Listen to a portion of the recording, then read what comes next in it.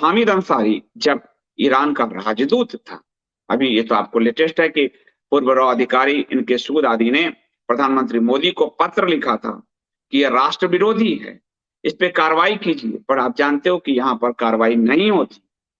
और ये ईरान में भारतीय राजदूत रहते हुए इसने पूरे रॉ के ऑपरेशंस को बर्बाद किया और रॉ के अधिकारियों को मरवाया। ये भारत का उपराष्ट्रपति बना। गद्दारों को मैं ऊंचाई के लेवल पे जा रहा हूं। हालांकि आपको दुल्लत कश्मीर का वार्ताकार रॉ का चीफ बना, गद्दार था, इतना ऊंचाई पे पहुंचा।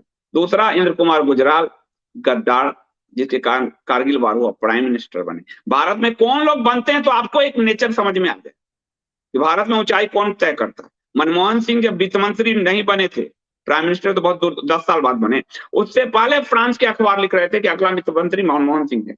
कैसे पता चल रहा? मनमोहन ने परिदृश्य में भी नहीं थे।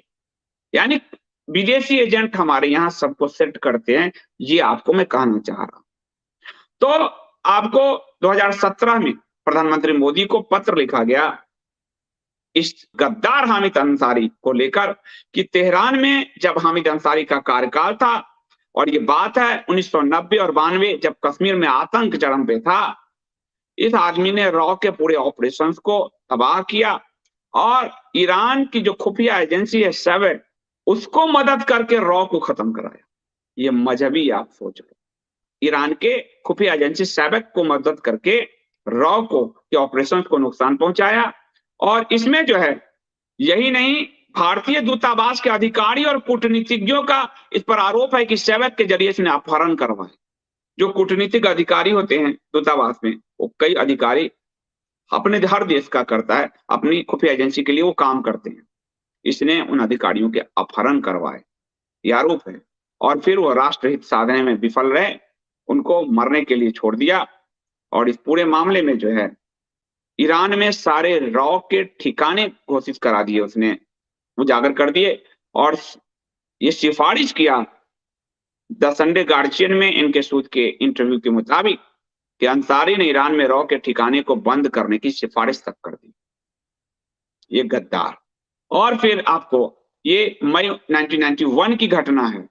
एक भारतीय अधिकारी थे संदीप कपूर, उनका तेहरान के हवाई अड्डे से सेवेक ने किडनैप कर लिया। सेवेक ईरान की खुफिया एजेंसी थी और 1979 में उसे बनाया गया था।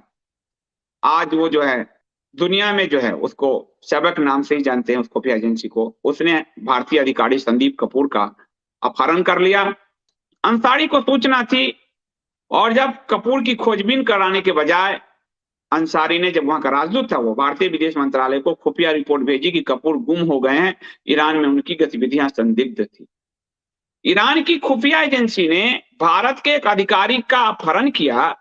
इस राजदूत ने भारत सरकार को सूचना भेजी कि संदीप कपूर गुम हो गए हैं, उनकी सूचना संदिग्ध थी। यानी ये आदमी ईरान के लिए काम कर रहा था, ईरान के खुफिया एजेंसी के लिए काम कर रहा था, और भारत सरकार को गुमराह किया कि उसकी गतिविधि संदिग्ध थी, वो गुम हो गया। यानी वो मारा जाए, कुछ हो जाए तो अपने हाथ साफ कर लो। ये वो गद्दार था, ठीक है। और इसने झूठ लिखवाया ईरान की खुफिया एजेंसी को बचाने के लिए और अपने ऑपरेशन को अंजाम देने के लिए कि संदीप कपूर का एक स्थानीय महिला के साथ संबंध थे। सबसे पहले आपको फंसाना होगा कहीं भी तो एक औरत खड़ा कर दिया जाएगा। औरत शब्द उनके लिए यूज कर रहा हूं, महिलाएं हमारी, औरत उनके, औरत खड़ा कर दिया जाता है, याद रखिएगा। और जानबूझकर इस आरोप के मुताबिक इसने रिपोर्ट लिखवाया ताकि इस अपहरण के पीछे, जो रॉ ने बताया कि ईरान की खुफिया एजेंसी सेवेक ने अपहरण किया है, उस रॉ के पूरी रिपोर्ट को खत्म करने और ईरान की खुफिया एजेंसी को बचाने के लिए हामिद अंसारी ने यह गंदा खेल किया। उस भारतीय अधिकारी के जान को भी उसने झोंक दिया। 3 दिन बाद भारतीय दूतावास को एक अननोन कॉल से पता चला कि कपूर किसी सड़क किनारे पड़े हैं। उन्हें नशा दिया गया था, जिसका असर सालों तक कपूर पर रहा। रॉ की सलाह थी कि ईरानी विदेश मंत्रालय के सामने इस मामले को उठाया जाए, लेकिन अंसारी शांत रहा कि नहीं, हम नहीं उठाएंगे। 1991 कश्मीर को लेकर आपको बता दिया मैंने, दुल्लत, गुजराल, हामिद अंसारी। उस समय रॉ के नए स्टेशन चीफ ने रॉ के पुराने लोगों की सलाह के खिलाफ जाते हुए अंसारी के सामने इस ऑपरेशन का खुलासा कर दिया। रॉ के पुराने लोगों ने सलाह दी थी कि अंसारी को इस ऑपरेशन का मत बताना, वरना अंसारी गद्दारी करेंगे, लेकिन फिर भी स्टेशन चीफ ने बता दिया अंसारी को, और फिर सूद के मुताबिक अंसारी ने डीवी माथुर नाम के उस अधिकारी का नाम ईरानी विदेश मंत्रालय तक पहुंचा दिया, जिसकी निगरानी में ये सारा ऑपरेशन चल रहा था। कश्मीर के नौजवानों को आईएसआई नहीं ट्रेनिंग दे रही थी, रॉ ट्रेनिंग दिलवा रही थी ईरान में। रॉ के ऑपरेशंस थे, और उसमें इसलिए जो है इसने निगरानी में, जिनकी निगरानी में ऑपरेशन चल रहा था डीवी माथुर, उसका नाम बता दिया। सेवक को जैसे ही माथुर का पता चला, उसका अपहरण कर लिया गया। अंसारी ने इस मामले को भी रफा दफा किया, मामले को दबाया, यहां तक कि दिल्ली को भी नहीं बताया कि इस अपहरण में सेवक का हाथ है। दूसरे दिन उसके बाद 91 से, आपको ये कंफ्यूजन ना हो जाए, 91 में रॉ कश्मीर ईरान के साथ अच्छे रिश्ते थे भारत के हमेशा, तो कुछ युवकों को वहां ट्रेनिंग दिलवाती थी 91 से। तो वाजपेयी era तक ये चलता रहा, और यहाँ तक जो है उसके बाद वो ट्रेनिंग, आपको ऐसा ट्रेनिंग आपको तमिलनाडु में था, रॉ दिला रही थी लिट्टे, जो श्रीलंका के को लेकर, जिसको इंडिया टुडे और शेखर गुप्ता ने बर्बाद किया, और इंदिरा गांधी ने इंडिया टुडे को अपने दफ्तर में और शेखर गुप्ता को अपने दफ्तर में आने से मना करा दिया था। वैसा ही ऑपरेशन हर खुफिया एजेंसी चलाती है। तो कश्मीरी युवाओं को ईरान में ट्रेनिंग दिलवा रही थी, और जिस अधिकारी के नेतृत्व में दिलवा रही थी, उसको हामिद अंसारी ने अपहरण करवा दिया ईरान के खुफिया एजेंसी से। तो अब आपको क्लियर हो जाना चाहिए।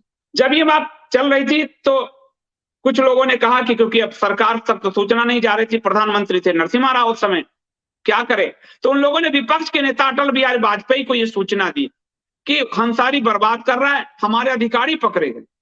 अटल बिहारी वाजपेयी नरसिम्हा राव को राजनीतिक गुरु कहते थे। अटल बिहारी वाजपेयी नरसिम्हा राव के पास पहुंचे, और उन्होंने तुरंत नरसिम्हा राव को इसकी सूचना दी, और नरसिम्हा राव ने फिर इविन जेल से माथुर को रिहा कराया, राजदूतावास को, अपने दूतावास को वो किया, ईरान के वहां के प्रमुख से बात की नरसिम्हा राव ने एज ए प्राइम मिनिस्टर, और फिर अपने अधिकारी को छुड़वाया। इस आदमी ने हमारे अधिकारी को, रॉ के अधिकारी को जेल में फंसवाया था। लेकिन ईरान, चूंकि प्राइम मिनिस्टर लेवल पे बात हुई थी, तो ईरान की सरकार ने कहा माथुर को कि 72 घंटे के अंदर आप ईरान छोड़ दीजिए। और भारतीय दूतावास में माथुर ने खुलासा किया कि सेवक को पहले से जो है उनकी पहचान दे दी गई थी। साथ ही एनके सूद, जिन्होंने खुलासा किया, जो आपको चैनल पे भी दिखते हैं, और स्टेशन चीफ की पहचान भी सेवक को पहले से उपलब्ध करा दी गई थी कि ये लोग हैं, इनको उठवाना है। तो उसके बाद ये सब जब खुलासा हुआ, तो उपराष्ट्रपति था ये हामिद अंसारी, और उतरते ही इसने कहा कि हमको डर लगता है, देश में माहौल है, ये गद्दार है। इसका एक जो भतीजा है, योगी सरकार ने उसको जेल में ठूस रखा है, माफिया सरगना मुख्तार अंसारी, और इसके जो पुराने दादा परदादा हैं सब, वो भारत विभाजन के मुख्य कारक में रहे। प्रधानमंत्री मोदी ने इसकी विदाई में इसकी अच्छे से प्याज की तरह छिलके उतारे थे। एक और घटना का जिक्र किया था सूद ने कि जब भारतीय राजदूतावास पर तैनात सिक्योरिटी गार्ड मोहम्मद उमर को सेवक उठाकर 3 घंटे बाद मुक्त करती है, अंसारी को जब इस बारे में बताते हैं कि उन्होंने रॉ स्टेशन चीफ से पड़ताल के लिए कहा, क्योंकि उन्हें लगा कि गार्ड को सेवक ने अपनी ओर मिला लिया है। रॉ ने उसे मासूम करार दिया, लेकिन अंसारी ने इस सिफारिश के साथ उसे भारत भेज दिया कि भविष्य में गार्ड को विदेशी ट्रांसफर न मिले। यानी वहां भी उसने दोगलाई किया, और फिर उसको जो है इस पूरे मामले में तेहरान स्थित पाकिस्तानी राजदूत से अंसारी की लंबी लंबी मुलाकातें होती थी। यानी तेहरान में बैठकर ये पाकिस्तान के लिए काम कर रहा था, रॉ की सारी सूचना पाकिस्तान के दूतावास को देता था ये आदमी। और ये बात कभी सामने नहीं आई। सूद ने जब ये कहा कि जब अंसारी का ईरान से तबादला हुआ, तो भारतीय दूतावास में खुशियां मनाई गई कि चलो एक पाकिस्तानी एजेंट यहां से गया। तो ये थे हामिद अंसारी, जो देश के उपराष्ट्रपति बने, गद्दार।